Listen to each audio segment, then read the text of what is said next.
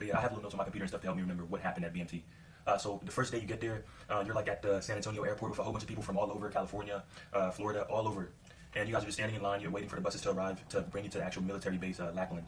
And after the buses pick you up, you go to Lackland. They drive you by this big behind building called the PRC Center. It's like this big dome. If you ever go to BMT, you know what I'm talking about. Or if you've been to BMT before, you know what I'm talking about.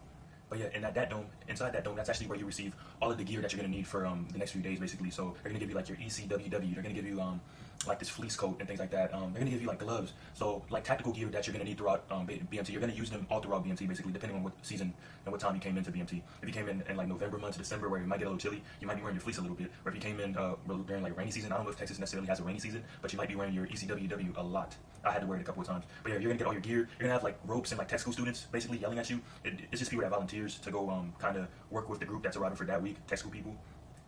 Yeah, and then they're just kind of helping you. They're kind of yelling at you. You know, it's probably their first little volunteering opportunity. They're like, move this way. And then your MTIs, your military training instructors, some of them are going to be inside that dome as well. They're going to be yelling at you as well, telling you how to report correctly to an NCO, how to report correctly to anybody out there. So with everything that you're going to say, it's either going to be yes sir or no sir. There's no bro, yes bro, for sure. There's none of that type of terminology. It's either yes sir or no sir. And if you want to ask a question, you have to go at attention. I don't know if you guys can really see me, but you have to like set your feet, go at attention and stuff.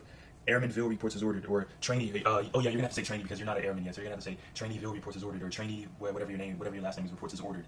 And then you ask whatever question you want to ask. It's gonna take you like 2-3 days to fully master it and fully remember it. But I remember the first few days I would get smoked for that because I would forget the words. I'd be like trainee reports. I would mess it up so many times. Like trainee orders as report. Like I don't know if I said that, but I would say some dumb stuff like that. And my MTI that I got for 0 week. 0 week is basically your in processing week. It's a week that doesn't count. It's just for you to get shots, just to take some of the load off of your actual MTIs that you're gonna get for your first week. Because you have 0 week MTIs and then you have first week MTIs. A 0 week, it's just like basically back, like front end. I don't even necessarily know if it's front end or if it's back end, but it's like your shots, things, going to pick up your OCPs, going to pick up your just the stuff that you're gonna need, your boots and things like that.